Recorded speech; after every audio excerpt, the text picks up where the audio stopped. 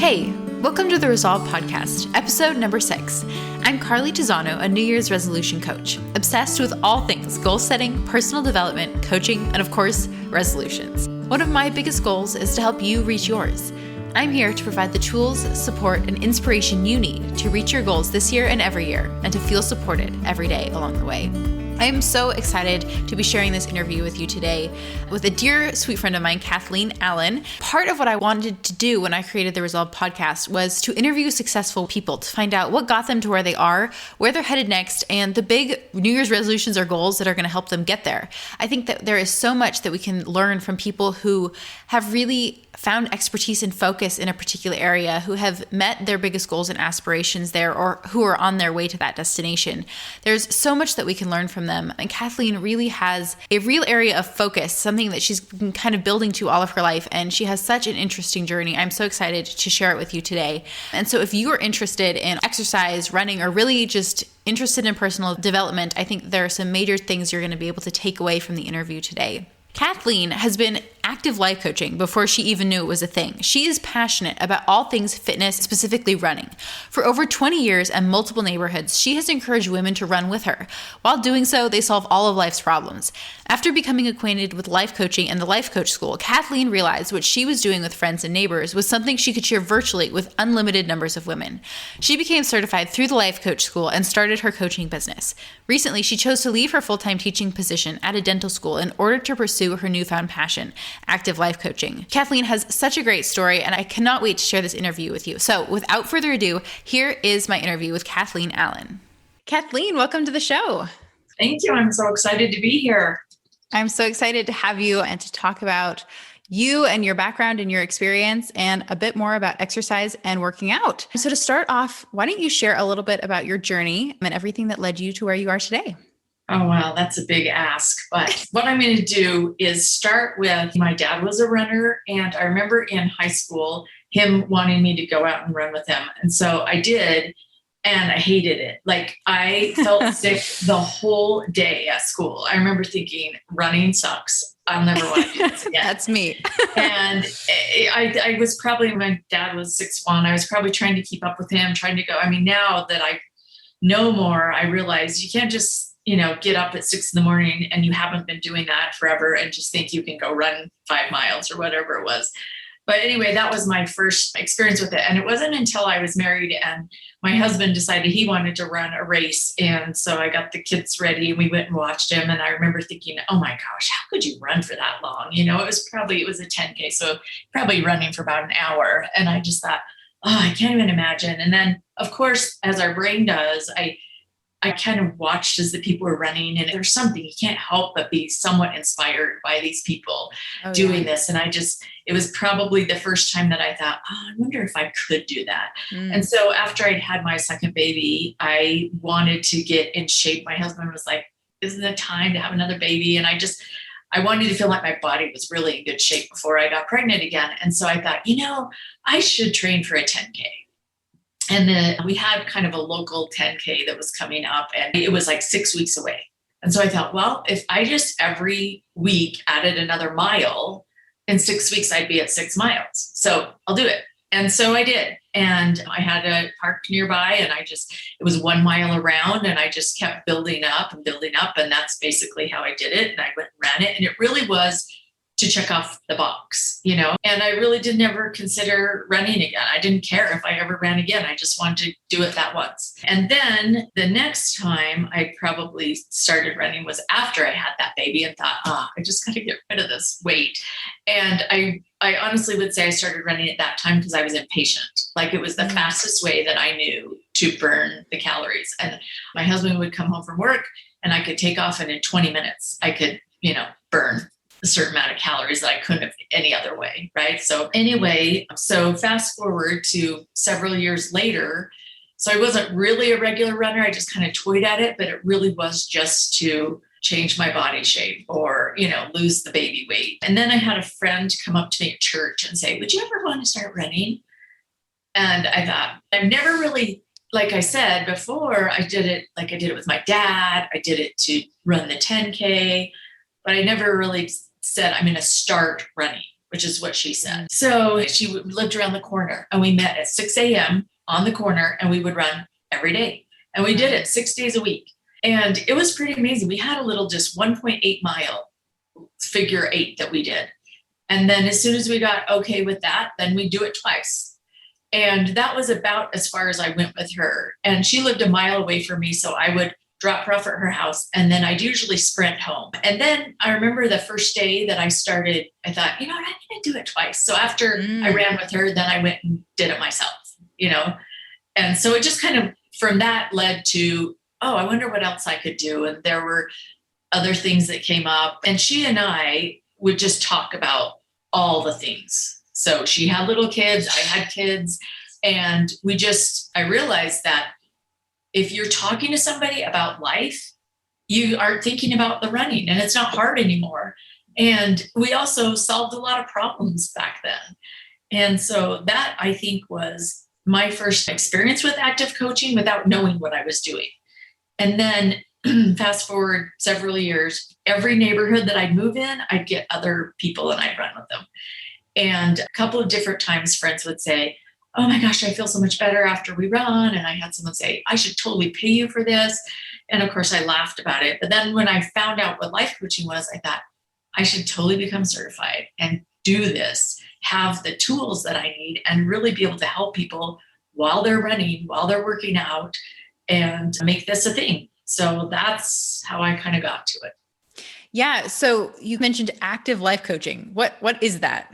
All right. I think it is life coaching. It's actually having someone there to help you through your life, help you figure out the processes, the thoughts, the things that are leading you and getting you the results that you want, and hopefully helping you to get different results if you're not getting what you want. So if I add the active component onto the life coaching idea, it's that I coach women while they're either running, hiking, walking. I have a client that likes to work on her Peloton while we're coaching. And so I can, if they're local, I have had clients that come and we actually will walk or run or hike together.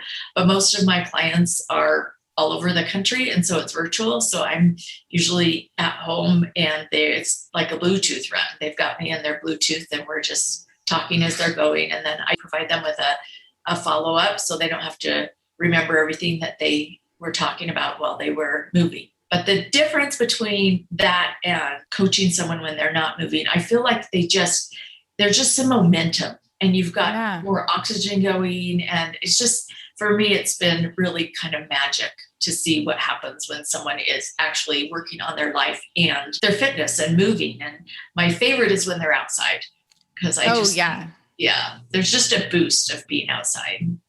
And I imagine there's kind of that added benefit too of, you have a busy life, you have so many things going on, you really want to get help, like you said, kind of going through all those things in your brain, all the stuff that you're dealing with, and being able to combine that with moving your body, with the exercise you want to be doing anyway.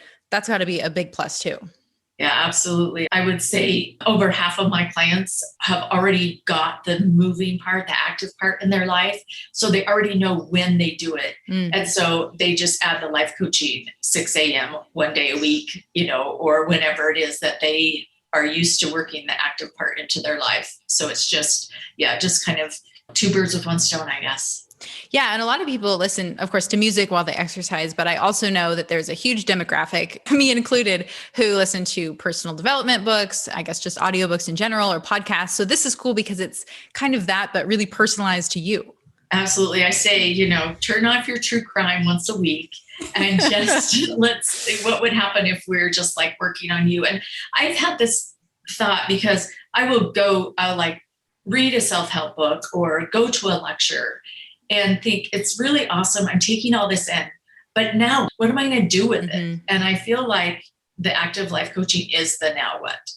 We can think of all these things going on in our life. Now, what are we going to do to apply it and improve or change our life?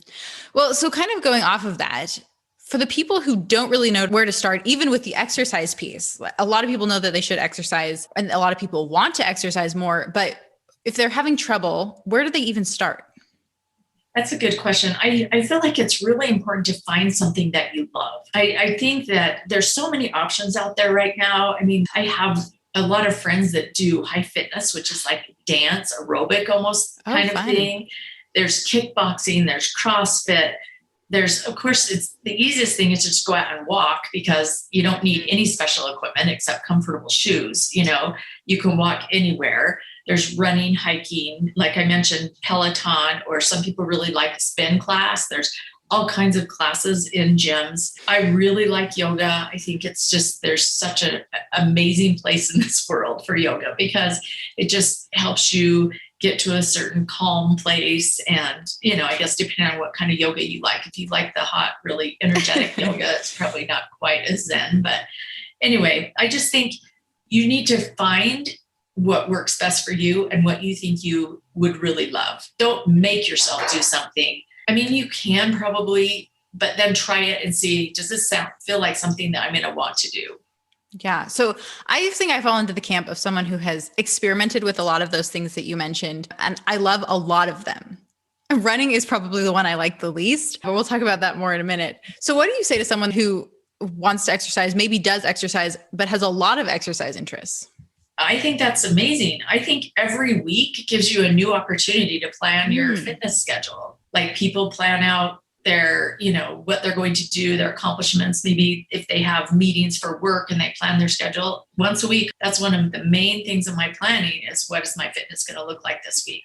Mm-hmm. And sometimes I'll throw a class in there. Or sometimes I'll do a yoga either online or I'll go to a class or, I'll have a certain friend that I haven't seen for a while. So we go on a walk or a hike. And I just think it's amazing if you have multiple interests. I do think if there's something that you want to really get better at, then you need to do it at least 3 times a week to improve. Yeah, but that's a good benchmark. If you're just looking at overall fitness, then I think it's great for your body to mix it up and try different things.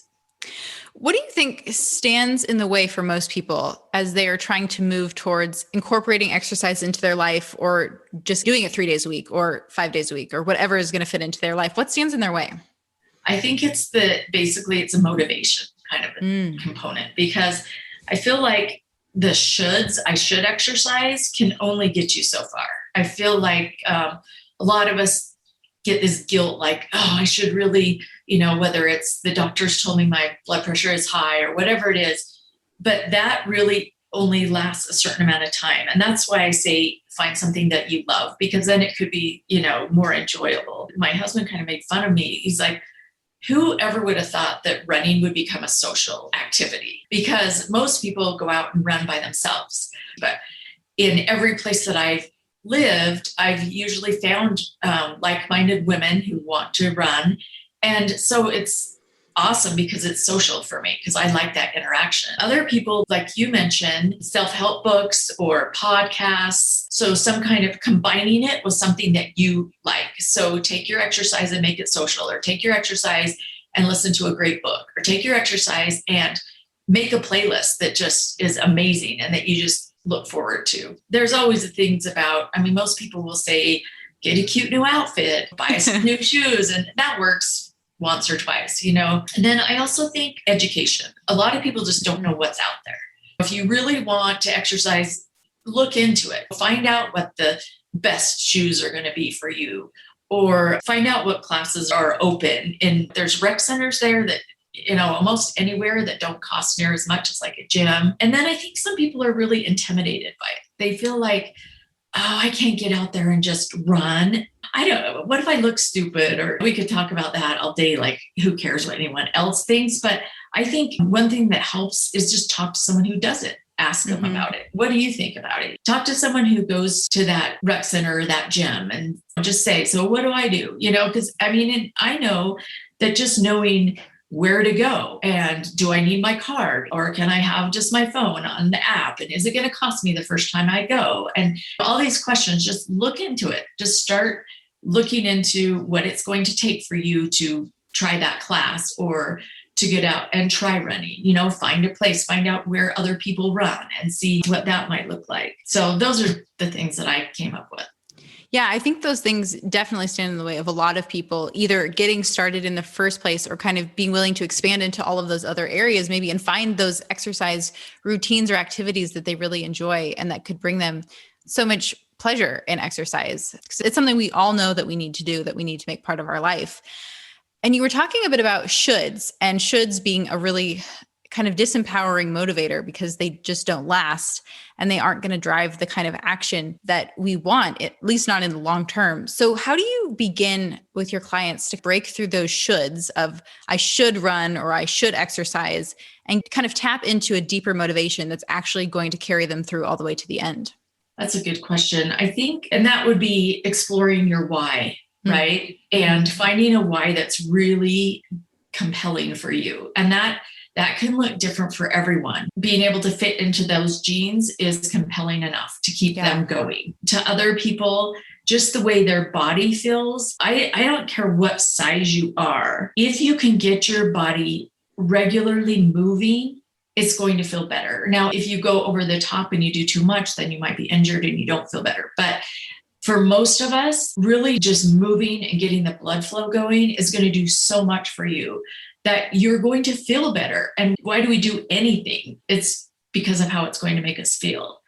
And it's interesting that you bring up like the, to find pleasure, because people just think there's no way that you enjoy the exercise because no pain, no gain, that kind of a thing. And I do think there is some of that. You can't be totally afraid of feeling soreness in your muscles or heavy breathing or, those kinds of things are going to be a component. But I think the benefits that you will have will far outweigh that. It's interesting you say that because this last week I've started running again. I haven't run for a really long time, but I think my brain kind of in anticipation of this interview, it was telling me I needed to get back out there and start running again. So I did a couple times this week and I noticed how much more sore in like different muscles I was than I normally am from the other exercises that I do. And my brain was trying to tell me like, this is a big deal. This hurts. I hate this. And I was able to catch on to that right away and realize, no, this is how I want my body to feel. I want to feel like I'm growing stronger. I want to feel like I'm working out my muscles. It's something that I love about exercise. It's not something I hate about exercise. And even if it does hurt a little bit, that's okay. But I'm not doing it to hurt myself. I'm doing it to ultimately benefit myself and to reach my exercise goals, even if that's just to do it regularly, not to enter a competition or run a half marathon or anything like that. So what do you say to people who, like me, hate to run? That's a mantra that I've had pretty much through my whole life. I've just admitted that I'm trying to get back into it. Maybe it's one of my shoulds. It's something that I just think I should do. But I've always had this idea in my head that I hate to run, but it's something that I guess I just feel like I should do. Well, first of all, you know how I feel about the should thing. So like you honestly don't have to be a runner, but because you are my friend, I feel compelled to share the joy of running with you. So my first thing is slow down. Most people that start running just take off way too fast and it's painful, especially if you haven't done it. Building the cardio to me is the hardest part. And that usually takes consistently a couple of weeks, maybe even 3 weeks of 3 times a week before you'll start to feel like it's not painful anymore and you're not coughing up a lung or something. So I think the slow down part, it's funny because I kind of told you my running evolution, but in between the just running that 10K and becoming a regular runner, I went on a work trip with my husband and people from his work. And one of the women that went was a half marathoner, had done a lot of running. And she asked me and another one of the women if we wanted to run. We were in Florida. And I thought, okay, sure. And so we ran and it was fun, whatever. The next day she was like, oh my gosh, my calves are so sore. You were taking us so fast. And I was like, oh my gosh, really? And it's the first time that I had considered you can slow down, like you can run. You can run a different pace. Yeah. I just thought run was one pace, Interesting. And that was really revealing to me. And it kind of freaked me up to think, oh, I could actually go out and not have to kill myself, but actually slow down. Oh, that's so interesting because I think I see that with a lot of my clients and even just friends and people that I meet. They think that whatever it is, the thing that they're working towards, they have to get there this certain way using certain tools or in a certain time frame. And there's so much power when we can take a step back and realize you don't have to. You can do it whatever way you want and take however long you want. And that's totally okay. Yeah, absolutely. And that's a really important part of distance running is that as you add more mileage, they recommend that you do it at 2 minutes per mile slower than you normally would be able to run. Like if you're going to add a couple miles onto the length of your run, then they tell you to slow way down to be able to go further distance. I love that idea of to go the distance, sometimes you have to go slow. I think that makes so much sense because when we're in a hurry, sometimes we miss stuff or we don't take lessons as much to heart. We're not willing maybe to fail as many times or in as many ways as we are when we really know that we're in something for the long haul. We're going to put in the time and effort and energy that it's going to take to get where we want to go. I think with that alone, that's kind of like the secret to whatever goal it is you want to reach, whether it's exercising more or building a business or writing a book or just reading more. When you really want to go the long term, reminding yourself it's okay to go slow, to build up to whatever that end goal you have is a key to success. Yeah, absolutely. When you were sharing your journey, you talked a little bit about how your motivation kind of changed through different phases. At first, it was just to prove to yourself that you could do this. And then it changed to weight loss. And then it changed to, let's see how I can get other people involved, make this more of a social outlet. So it sounds like as you're kind of going through the process, your motivation can change. Absolutely. Yeah, because now if you ask me why I run, it's because I say it's to be happy. It's my happy pills. And it's absolutely true. And so, yeah, I wouldn't have even considered that the first time I started running. I wouldn't have even put those together. In fact, I had a woman come up to me when I was I'd gotten into running enough and she was aware of other people that I got to start running. And she's like, you don't really like running while you're doing it, right? You just like how you feel after. And I said, I really do like it while I'm doing it. And it really did cause me to think when I'm running, am I liking this? I'm really liking this. At what point along the way did that switch happen? Because clearly if my inner monologue is still, I hate this as I'm running, that's not synonymous with, I love this. I love the process and how I feel afterwards. So maybe you felt kind of inclined that way all along. And if not, when did that switch kind of happen? Okay, well, as well as I do that I hate running is a thought that could be changed and swapped out. Mm-hmm. But to me, honestly, I know when it happened. So as we got our little 1.8 mile and I would do it a couple more times, kind of at that same time, my husband was running quite a bit. And there was a friend that we had at church who was going to do a relay. So I don't know if you've ever heard of these like 24-hour relays where you have teams that do it.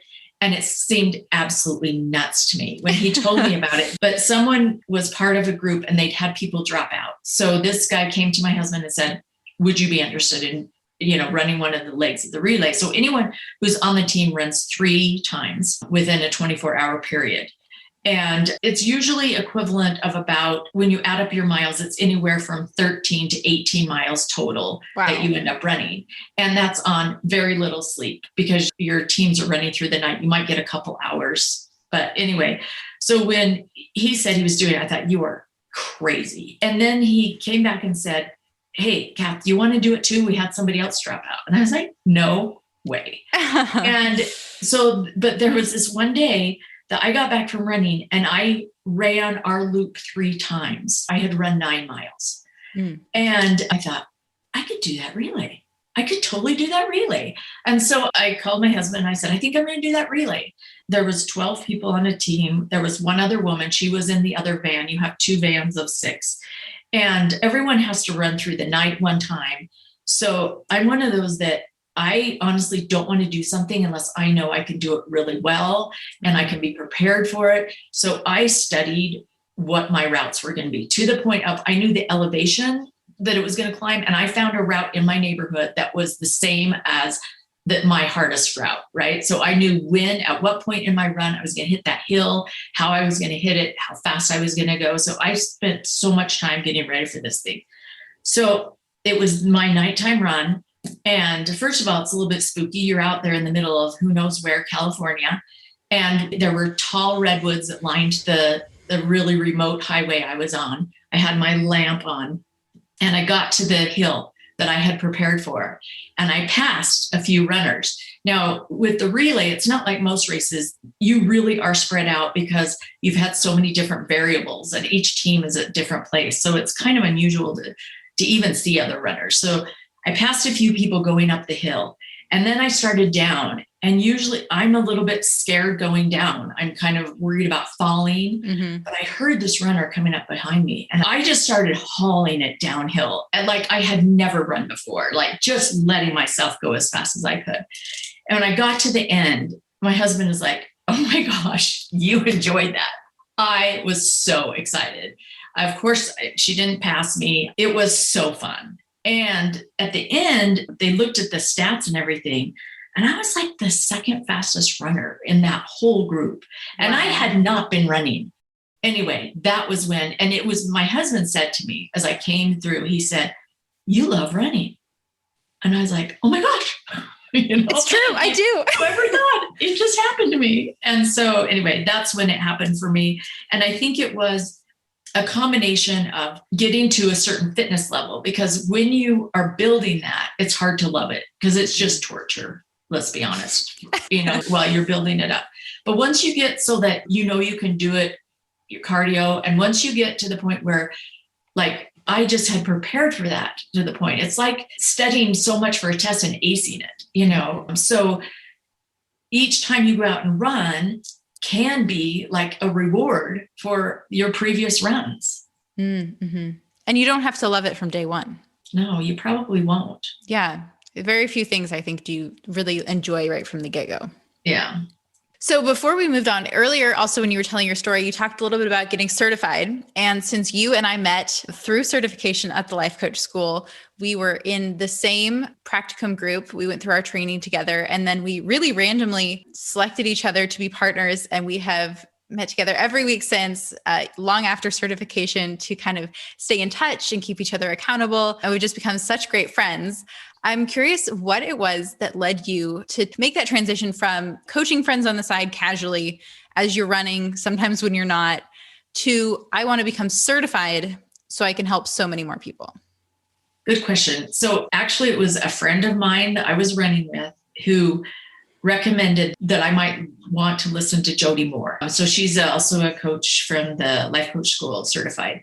And so I started listening to her, and I heard her talk so much about her mentor, Brooke Castillo, that I quickly switched from Jody's podcast and went to Brooke's, because I'm like that. I wanted to go to the source. Yes. and I started listening to her, and I don't know, she's very motivational, can we say? And everything that she was saying just resonated, and it just really felt natural to me. Like she put processes and tools on things that just had come natural to me, and I never would have known how to put them into words. Mm-hmm. And so I remember listening to her and thinking, okay, here's what I want to do, because you can join her scholars for a certain amount of money, and then she has a certification. And I thought, well, to make sure that this is really what I want to do, I'm going to join scholars for 3 months, and I'm going to read a bunch of self-help books to kind of see if this is really a route I want to go. And then if it is, then I'm going to start certification. And so I did that, and I really did like the scholars. I liked the self-help books, but I think really the thing that pushed me over the edge was my husband, who knows me really well. And because I said, this is what I want to do. And he said, you should totally do this. This is so up your alley, and it's really going to be something that is going to work for you. But, so having his encouragement, blessing, whatever. And also it was a big financial commitment, as you know. So that was an important component. So I think it was just, I guess, that it resonated so much as something that just fit with things that I loved. And yeah, that was probably it right there. It's so cool to see how everyone from your friends to your family to your husband have really held space for your growth and kind of encouraged you all throughout your journey. And I think that's kind of what led us to becoming coaches is wanting to be that for someone else. And of course, everyone can hopefully get it from their friends and family as well, but to kind of have that outside eye, outside perspective. And like you said, with all the tools and knowledge we have to be able to share them with others to help them reach their goals, whether in their life in general or their exercise goals, is such a powerful thing. So now I want to move into the resolution round. So we're going to be talking more about goals, what your goals look like, how you set goals, all the things. So I'm curious first, do you set resolutions? I do, but I will tell you that I'm hesitant to set resolutions. I'll tell you, I've been thinking a lot about this. And it's because I don't like setting goals that I won't for sure reach. So I was thinking about this when I decided I wanted to try to run a marathon or even considered a marathon. So I wouldn't have considered running a marathon because it just sounded like, oh my gosh, that would just be the hardest thing ever. But I heard someone say that they did this method that was running a certain amount of time and then walking a certain amount of time, then running and walking. And this was someone I looked up to. She was really fit. She did a lot of marathons. And I thought, oh my gosh, if she can walk and run, I can maybe do that. And so I looked into that. And even with that run walk, which really allowed me to go further, I thought, okay, here's what I'm going to do. I'm not going to say I'm going to run a marathon until I can run 18 miles and feel strong. If I can feel strong at 18 miles, then I'll sign up for a marathon. So even I set my goal out there as this is the marathon that I want to run, but I found a plan and I did tell myself I'm not signing up for that marathon until I know I can make it through 18 miles and feel strong. Because I didn't want to be one of those people that collapsed at the end of the race. I wanted to be able to know that there was a way to run a marathon and feel good through the whole thing. And I'm telling you, there is. And I've done it. I've done it 3 times. One time I didn't because I didn't listen to my injury, but I have completed 4 marathons. So that's amazing. Well, and you're totally right. I think there is definitely a stigma around resolutions that people make them and shrug them off, and they're kind of made with the presumption that they won't be kept. And that's why I do what I do, as you know, to break through that stigma and to help people set goals and resolutions that they actually are going to keep and follow through on. But you're so right. It has a lot of those same factors that we're talking about earlier. Like you need the motivation and you need the education and you need to ditch the shoulds and understand your why. And those are the same things, whether you're setting a goal or a resolution, having those components, figuring them out and being prepared to tackle them when the time comes is what helps you keep your goal, whatever it may be, whether you set it in the form of a resolution or not. Right. I do think too, because I've been thinking a lot about this, like, why do I not want to say that I'm going to do something that I can't do? Okay. And I think it's really fear of failing. And I don't want to have that like on my quote unquote record. Right. But then I think, what would have been the worst thing if I trained up through that 18 miles and I got injured or I didn't feel strong? I learned so much getting there. So it just makes me realize that not setting a resolution, like I think allowing yourself to change maybe partway through, to be able to, if this isn't working, to not make it mean that you're a total failure in life. Because would it be better to fail trying to get to the goal, or would it be better to fail ahead by not even setting the goal? Yeah, that's something I talk to clients about all the time, because of course we want to set ourselves up for success. So we're probably not going to put a resolution for next year to go visit the moon, although it's becoming more and more likely maybe that you can someday do that. But if it's something that's completely outside your wheelhouse, or you really don't want to do it, then don't set it as a goal or resolution. Don't set yourself up to fail in that way. But if you're not going to do it because you're scared or worried or know it's going to take a lot of work, those are reasons that future you is probably not going to be super happy with. And even if you only get 2% of the way there, that's 2% more than you were before you started. And you're going to have so much growth and accomplishment in even just that 2% that it's totally worth setting the goal or the resolution and just starting to take that action. Yeah, I agree. So what is the biggest goal or resolution that you've set and accomplished? Okay, so the ones that I think the biggest one is probably the marathon. And we're going to call that a resolution, whether I wrote it down until I got my 18 or not. But that one was an interesting one, because what I found was I found a training plan that I stuck to religiously. And it was so amazing to me. It would tell me how many miles to run each day, and I did it. And each weekend I'd have a long run. So I just kept this long run is 13 miles. And then the next long run that I increased my mileage would be 15 and then 16. And I just did it. And all of a sudden I was like, oh my gosh, I'm running a marathon, Wow.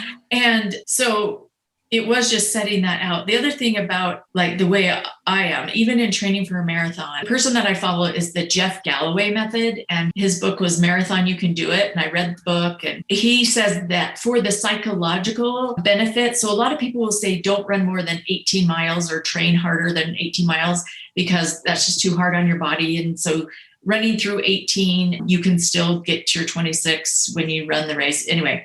But he says that psychologically, especially for the first time, is sometimes worth it to go further so that your body can actually go further. So people thought I was crazy, but I trained to 28 miles when I trained for my first marathon, because I knew in my head when I hit that 25, 26, I've done this before. I've already done this. My body has shown me it can do this. So that was a good thing for me. The other thing that came to mind when you said, what's the biggest?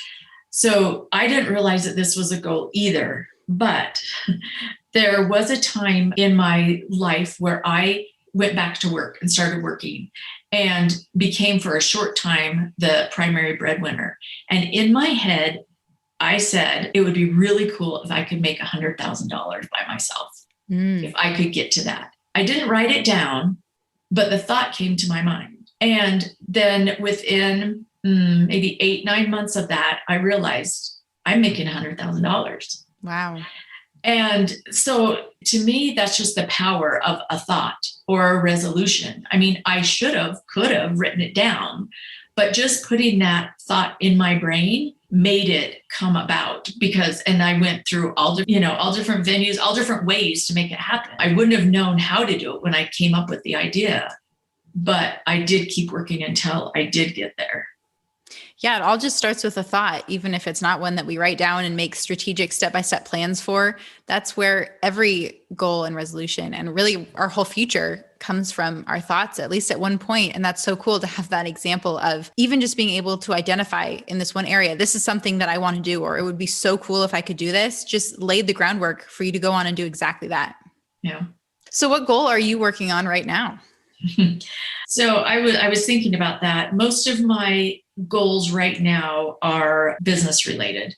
Mm-hmm. So just how many clients that I want to get by a certain amount of time. I want to be able to help more people. And so I, set specific numbers. And then Facebook ads have been daunting to me. So figuring those out and getting them on is going to be like a 90-day goal for me, I've decided. And then also my fitness and active goals are just always kind of running in the background for me. Mm-hmm. And I was thinking about that. Like my goal right now is be running like 18 miles a week, having one yoga day or stretching day a week, and then 2 strength days. I always try to get in at least 10,000 steps a day, but usually considerably more than that. So I just kind of have that, like I said, kind of running in the background, that I'm keeping my body moving and active, because that helps everything else. I also have a weight goal, and that one's an interesting one because it has no end.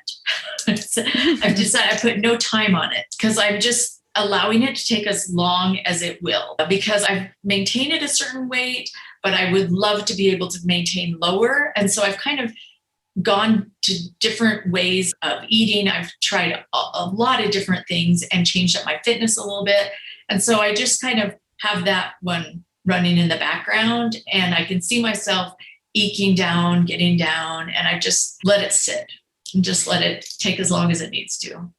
Yeah, I love all the different kinds of goals that you touched on. Like we can set some that are for 30 days or 90 days. We can set ones that are completely open-ended.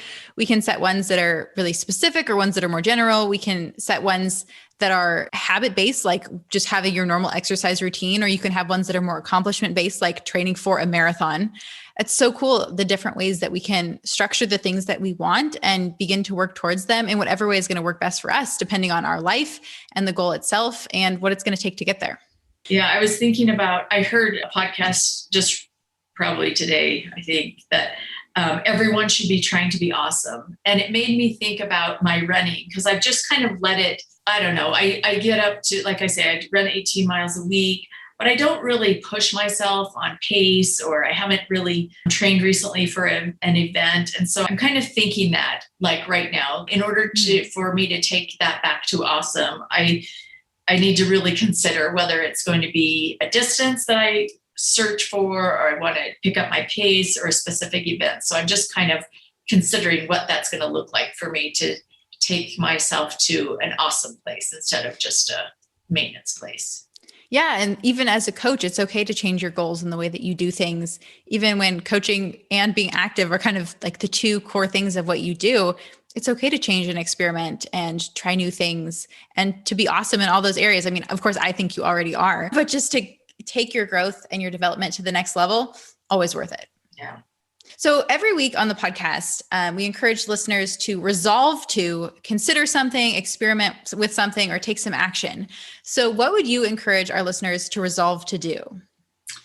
Well, I think because my emphasis is on the active part, I would say resolve to evaluate your fitness, activity, and nutrition, and set a goal where you feel like you need to, or where you would like to, and then write it down somewhere.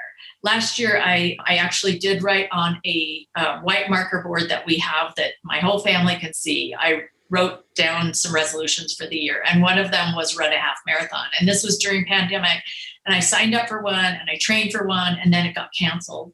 But I went and ran the 13.1 on the day that I was supposed to race it.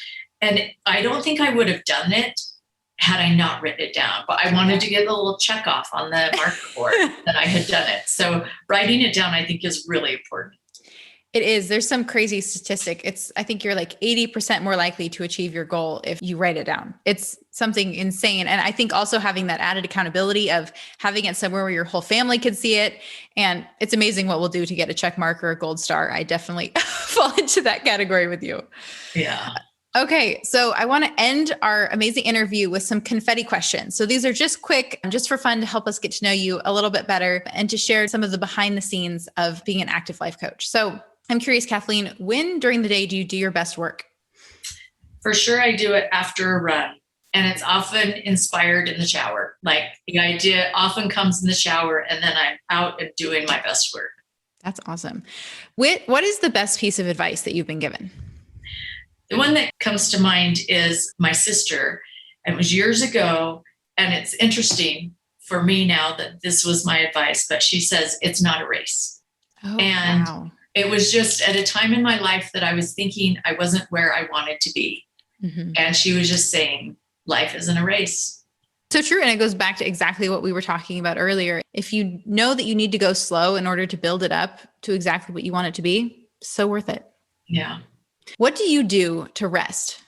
So I watch Netflix with my husband, or I go on a walk, like easy walk, mm-hmm. or I sleep in. That's a good one. Give myself the chance to sleep in. So when you are watching Netflix with your husband, what's your favorite TV show? Well, okay, I just finished The Good Place, which I thought was really good. I also really liked The Crown and Bridgerton and The Queen's Gambit. So it'd be hard for me to pick in those. Yeah, maybe my favorite one is just what I'm watching right now, which I got to find another one. Yeah, I hate that transition point. Yeah. What's your favorite beverage? So just like anytime beverage would be lime Perrier with Pebble Ice and a fresh squeezed lime. I do have a favorite protein shake that I have almost every day. And then if I was going to choose an herbal tea, it would be licorice. Ooh, licorice. That sounds so fun. What book has had the greatest impact on your life? So I think I'd have to say there's two of them, but the first one would be Viktor Frankl's Man's Search for Meaning. I read that a long time ago, but it was the first time that I really realized that no matter what situation you're in, you still can control your reactions, your thoughts, and also you can find gratitude, even in the most horrible circumstances. And then another one is written by William George Jordan, and it's this little nugget of a book that my husband introduced me to. It's called The Power of Truth. And it just has so many, it's like these essays about how powerful truth is and finding truth in anywhere you can find it. It's really an amazing book. Wow, it sounds great. So related to that, what book are you currently reading? So I'm always reading more than one. But so right now, what books are you currently reading? Okay, I am reading More Than a Body by Lexi and Lindsay Kite, The Happiness Project, Gretchen Rubin, and Smarter, Faster, Better by Charles Duhigg. It's Duhigg. Yeah. Mm-hmm. Yeah, I've read that one too. The Happiness Project, that's one of my all-time favorites. I know that. And yeah, I'm funny about books because I'll get to the point where I I kind of have this figured out. And then I'll either lose interest or come back to it and get the rest of it. But yeah, those are the ones I'm working on right now. Yeah, those are great. And what is a win that you are currently celebrating that we can toast with you? I was thinking I would have to say, it seems like a strange one because I considered running a half marathon today. I just got on a whim at the beginning of the week. I found out about it kind of too late and I wasn't trained for it. I thought I'm going to go do it, but I decided against it. And I decided against it for a few reasons. But I got up this morning and I went and ran 8.5 miles. And that was more in line with what I was trained to. It's the furthest I've run in probably 6 weeks. And so it was more of a self-compassion achievement than going and putting myself through the torture of the half marathon that I was far from trained for. Yeah. I mean, and that is a win in and of itself to run the furthest you've gone in 6 weeks, to know that you listen to yourself, that you can trust yourself, and the accomplishment itself, of course. Thank you. I love that. I'll toast that with you. So Kathleen, tell everyone where they can find more about you and what you do and active life coaching. Great. Well, first, easiest would be to go to my website, KathleenAllenLifeCoach.com. And you can read all about me there. If you want to sign up for an initial session, the first one is always free. There's a button right on the homepage for that. And then on Facebook, I have a Facebook page called Active Life Coaching, and Instagram is Kath Allen Life Coaching. So any of those ways. Well, Kathleen, thank you so much for coming to be on the podcast today. It has been so much fun. I love your story and I've loved getting to know you over the last couple of years almost. And I'm so excited to see where you're going to go, how far you're going to run, even if it's not a race. And thank you just so much for coming to be here today. Well, Carly, you have been an amazing addition to life coaching, the benefits that I've gotten. And from the get-go, I'll just put it out there. You can probably tell from the sound of our voices that Carly is much younger than I am. And when the way that we had to pick a peer coach to coach with, it was just kind of random and everyone just started scrambling. And so when I realized I was probably the oldest one in the group and Carly close to the youngest, and it kind of just fell together that we were together, I was like, I totally understand if you want to go get with somebody else, because there were still a few people out there. And from the get-go, Carly is like, you are the perfect coach for me. We're going to be the perfect partners. And just that attitude is just so, it's invigorating. It's contagious. And I just think all of your clients are able to benefit from that. And I've just been so lucky to be able to coach with you for these number of years. And I just hope it continues on and on. And even yet, we haven't seen each other actually in person. We've never actually met in person. We will someday though. We've got to do that. Yes, I know that we will. And it's still true. I mean, you're still I call you my biz bestie. You're still the perfect partner for me. And I'm so excited that we have gone through so much together. And of course, there's still so much that lies ahead, but it's so much better just having you by my side. Well, thank you. Thanks for inviting me on your podcast. It's been so much fun. Thank you so much for tuning in with my interview with Kathleen. As you can see, she is just such a sweet and amazing person.